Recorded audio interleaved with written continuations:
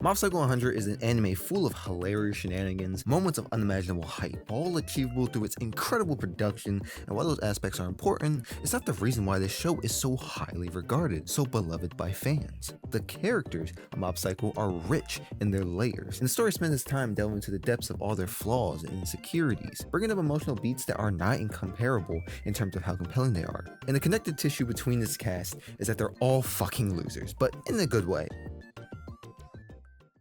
Reigen Arataka is a shitty person. He's a fraud who makes his money off conning people. He has an inability to admit his faults. He's manipulative and self-indulgent. He's a piece of shit. On all accounts, with the description alone, he is a bottom-of-the-barrel loser. I mean, come on, this slime ball dumps all the work on Mob, tonks down on him, and on top of that, he even steals his aura. Dog, this motherfucker aura farms aura that's not even his. But the story delves deeper into this initial presentation and builds on Reigen, gradually shining him in a light that highlights why he is like this. Mob Psycho also surrounds our titular Mob, who's an example of one of my favorite tropes in the medium. He is very overpowered, like the strongest in this verse, no questions asked, but there's something holding back. In One Punch Man, it was a lack of anyone at all close to Saitama in strength, leading to Saitama being indifferent and bored. And for Mob, it's a lack of direction. When we first meet Mob, he's not exactly in a great spot. I've only just learned this after rewatching the series, but Mob is nicknamed Mob because its meaning in Japanese essentially translates to background character, i.e. the dude is an NPC. In a group of 5, he'll be the hidden 6th guy you didn't notice, and in any group, he's third wheeling. This is kind of the start of Mob's character arc. He's this lonely loser middle schooler who lacks direction in life, lacks motivation, lacks personality, lacks social skills, or really any skill. So it's very weird for this flatboard of a character to be our protagonist, and it's even weirder when we eventually learn that one's psychic powers are directly linked to your emotions. So how does this honestly dull, bland, and unexpressive ass dude be that powerful? That will come down the line, trust me. In any case, Mob gets a wake-up call in episode 2, seeing how his life is out of his control basically, and decides to join a body improvement club, i.e. the best fucking homies anyone could ask for. But although these dudes are great folk, the same can't always be said for Reigen. Reigen in season 1 is very much a static character. Sure, as the season moves along, our view on him shifts, but I don't think he himself has a definitive arc, just the narrative shows off parts of him that were always there. But the foundation stands. He is everything I said before, everything. Manipulative, sleazy, etc, etc, etc. But there are moments of genuine compassion for him. For much of the season, we really only get to see Reigen as a comic relief character, with his bizarre antics. But in the season finale, Mob realizes that he needs to lock in and protect his friends from the dangerous espers around by unleashing the beast inside of him and going all out. Reigen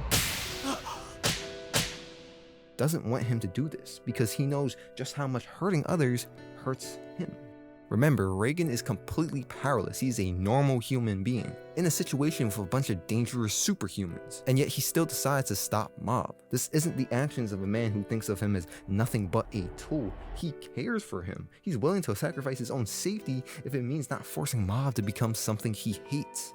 Season 2 takes his foundation, a charismatic scammer with an inability to admit his faults, coupled with, at his core, a heart of gold, and builds on it tremendously. Mob and Reigen end up having a falling out, with Reigen, yet again, disrespecting the shit out of Mob. Except this time, he is really not up with that shit. Reigen reiterates how Mob is a socially awkward loser, and all his friends are fake and just there to mock him and take advantage of him. And Mob rightfully rejects that bullshit, and leaves him, wanting to permanently. Reigen spots him a little while later with his friends, signaling to him that he was wrong. He is shocked at this, but in typical Reigen fashion, still tries to uphold his image as best he can, still grasping on his sense of pride. Scenes of Mob enjoying his time at karaoke with his friends are intercutted with scenes of Reigen celebrating his birthday nearly alone, only in the company of a bunch of random acquaintances he admits are losers, but are the closest people he has to call friends. Man.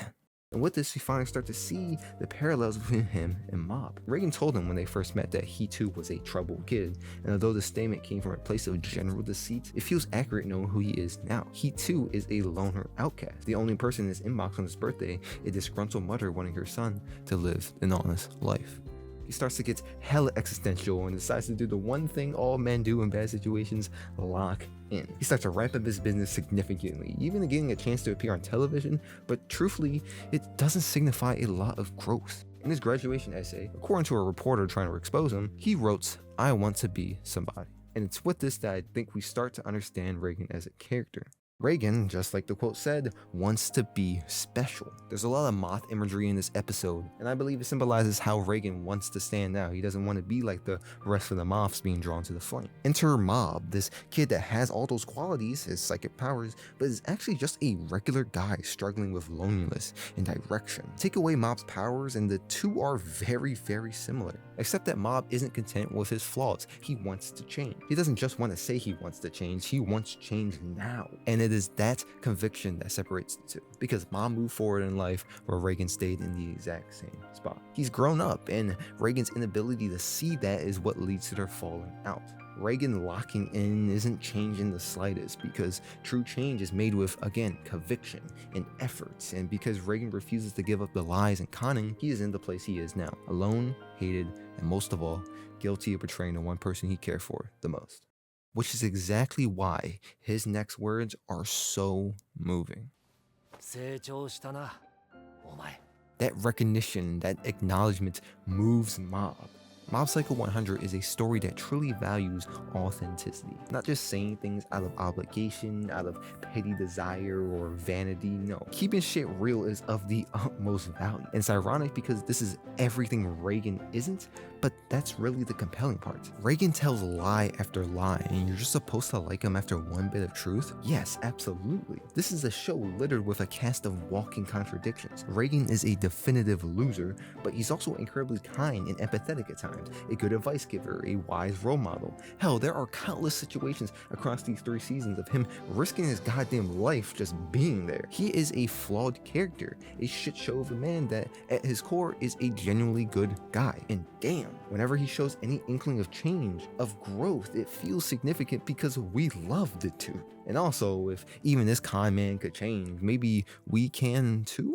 That is one of the major parts of Mob's arc in this season, but before that, we have to take a step back and a deeper look into his foundation. See, there's a reason why Mob is so bland. It's because he has to repress his emotions, or else, if and when his emotions rise too much, i.e. 100%, his psychic powers would harm somewhere else. Like how he crashed out when Ritsu got hurt as a kid, or like, I don't know, when he fucking crashes out every time. And so he swore to never hurt people with his psychic powers, but other people differ in their opinions, believing he should actually embrace his powers. That's what everyone in the series thinks of Mob. He should just live his life to the fullest, and the fullest to them is to abuse the shit out of the gift given to him. But what is up with that, huh? Why won't he use the strength he has? Even disregarding his psychotic, dangerous capabilities, he could easily enrich his life with just a little bit of use of his abilities, but he doesn't, so why? To talk about this, we have to discuss my GOAT, Teru. Teru in the first season has a heavy god complex, really believing he is him. He is the definitive protagonist of the world because he has psychic powers, he was born special apart from the other commoners. But this really couldn't be further from the truth. By the end of the fight between the two, Mob shatters Teru's world. He realizes that if his powers never came to be,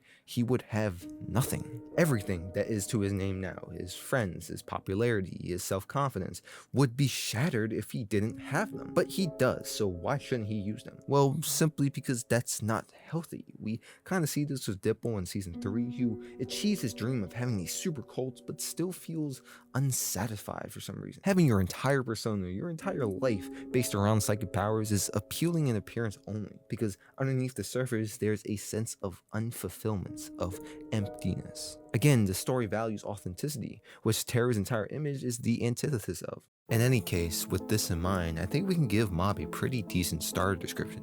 He's a dude struggling with repressed emotions, sometimes leading to monumental crash outs of course, but also a sense of being lost. And despite this feeling of no direction, Mob truthfully believes the path set out for him is one not built on his psychic powers, but instead something else he doesn't quite know yet. Mob's arc in season 2 builds on this, focusing on the moral dilemma between the use of his powers for violence, climaxing in episode 5, where we see this predicament be tackled and for Mob to find his answer. For some context, the Spirits and Such Consultation Office took on a bunch of jobs relating to exercising urban legends, ultimately culminating in their encounter with this dead spirit family trying to live in peace. Mob is conflicted here. On one hand, he should exercise them as a psychic, but on the other hand, they're doing no one harm and they're just trying to be by themselves. This experience unsettles him, and questions starts to bubble in his mind. What would happen if he ever chose to use his strength for evil, or even for some thugs trying to pick on him? Is it ever justifiable? For their last client, we have to look at Mogami, the great psychic turned evil spirit that latched on the body of this middle school girl, whom Mob wishes to rescue by diving to his headspace and fighting. Unfortunately, he loses, and it's here where he gets tortured. For months, he is trapped in this alternate reality fantasy Mogami shaped and created for him in order to change Mob's worldview into that of his own, pure negativity, which he believes is the strongest emotion needed for psychic powers. Remember, the volume of one's psychic abilities is linked to your feelings, and Mogami plans to put Mob through horrendous misery to spur an increase in strength. And shit, Mob goes through it, bullied relentlessly every day, with no support system, no family, no friends, no help. Even his own brother walks past his bruised and battered body without so much as a twitch. And after 6 months of this mental anguish, Mob breaks. Now, Dimple comes to his rescue and rouses his old memories again, but still, this experience fundamentally changes Mob. That doubt he had about the justification of violence and what would happen if he chose it is brought to fruition. This is what happens. And although Mob tries to play off in that pure, optimistic way he always strives to do, it has shaken him to his very core. Is there really a point in trying to stay positive in the face of the overwhelming pain of reality? The cries of the dead strike Mob relentlessly, bringing his hopes down even further. He has forgotten why he's even here in the first place. But there is one voice that brings him back to his senses. Be able to... Please, That voice! please help me. Wait, that's right. I remember now. I came here to save someone. This middle school girl, Asagiri, is a terrible, privileged, and sadistic bully who is someone deserving of punishment, and yet that simple cry for help from beyond the void awakens a feeling in Mob. Courage. This surge of positive energy transforms Mob, and for the first time in his life, he truly feels blessed for his gift because it allows him to save another. The narrator points out that just as sadness lies in the shadow of happiness, so does strength in times of weaknesses. Someone's heart isn't a definitive color, rather it is a kaleidoscope of emotions, thoughts, conflicting feelings of hatred and love, of resentment and aberration. We see this when Mob's vessel gets shattered. His total unleashed self is this black blob of seemingly negativity, but then in the flash, we see his other side, his bright, pure sense of good. People are complex, nuanced. We see this with Mob and Reagan, but what about Asagiri, who admits that she is just as terrible of a person in real life? Is this really someone worthy of forgiveness? Sorry.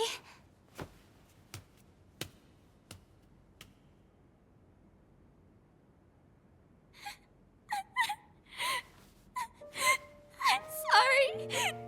Really sorry. I was so awful. I'm so sorry. This moment is proof that anyone can change, that even the lowest of the low, who bully an innocent person for their own sadistic pleasure, can feel regret, guilt, and ultimately want to make amends. It's proof that losers don't have to stay losers. But what about someone born to have it all? Suzuki Koichiro is Teru on steroids, a genius, ultra-level esper with a god complex to boot. He genuinely believes he is the protagonist of the world, taking world domination to his hands simply because he feels, as a supreme being of the entire earth, he deserves to have it all. Now, there is more nuance to Mob's character and the themes of loserhood in the middle of the season, but I want to sidestep a bit of that and skip forward to Serizawa, who connects back to Reagan. Serizawa was a shut-in whose life spiraled out of control because of his immense psychic powers. He is an outcast who was unable to make friends because of them, and Suzuki rescued him from that life, offering his umbrella alongside his mentorship. And from then on out, Serizawa adopted a feverish, undying loyalty to him. It's not hard to see the parallels between Serizawa and Mob. Both people are involuntary losers with immense psychic capabilities, and both eventually come across mentor-like figures that help them out of their situations. Except that last point doesn't really apply to Serizawa, because ultimately, just like Reagan in the bulk of the series, he hasn't really changed. Sure, he's outside and all, but only under that umbrella does he ever truly feel normal, because every time he's under it, he imagines he's in his room again. And when he eventually gets separated from it, he freaks out. This is the behavior of a man who's changed, but one who is disillusioned into thinking so, just like Reagan. These are two people stuck in the same spot, but believing they are moving. And just like our favorite con man, Mob saves Serizawa with his psychic powers and a little bit of empathy. Remember that word, it's really important, but not for a motherfucker who he simply cannot do this shit with. The boss of Claw really has his head shoved up his ass. He has a very simple, narrow worldview that runs contrary to Mob. He has no need for human connections or emotions because he truly believes he is perfect. This ideology is so deep-rooted up into his anal hole that Mob fucking gives up. Mob is crashing out. He is fed up with trying to convince bro to join the side of good through dialogue. He's just gonna whoop his ass and teach him his lesson. Except he gets lost in the sauce during the fight, with the first time being able to unleash his powers giving him this euphoric, exhilarating sense of release. One that scares his little brother. And it's in this moment that Mob realizes he has fucked up. He says all these things about choosing to use his power for good, for having change, for choosing pacifism, and yet he loses himself. This is a low for his character undoubtedly, and that only serves to make his arc even more compelling. What I'm about to say strongly applies to Mob, but also can be seen as a generalization. I think it's very captivating to see the ray of light in the story, the main moral voice, doubt themselves and contradict their message with their actions. It gives the subject this gravitas that the morals they're trying to grapple with aren't easily chosen, but rather fought for, with effort proportional to how important those ideals are. Just look at this fight alone. Mob goes through so many emotions, each shift being more turbulent than the last, each time being radically different from the previous. It's hard to be a good person in the face of such a stubbornly bad one. This is a beautiful anime about ugly things, and that's why it works so well. Every character is contradictory, every character struggles, even in the same episode, how the same fight scene, with upholding their ideals and their hopes and desires, with feeling guilt and insecure and being unable to be the person they wish to be. And that is equal parts devastating and hard to watch, and incredibly honest and engrossing.